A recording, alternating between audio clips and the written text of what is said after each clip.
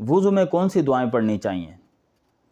کلی کرتے وقت بسم اللہ اللہم اعنی علی تلاوت القرآن و ذکرک و شکرک و حسن عبادتک، اللہ کے نام سے شروع، یا اللہ تلاوت قرآن پاک، اپنے ذکر، شکر اور اچھی عبادت پر میری مدد فرما۔ ناک میں جب پانی ڈالا جائے تو اس وقت دعا پڑھنی چاہیے بسم اللہ اللہم ارحنی رائحۃ الجنت ولا ترحنی رائحۃ النار، اللہ کے نام سے شروع، یا اللہ مجھے جنت کی خوشبو عطا کر اور جہنم کی بدبو سے محفوظ فرما۔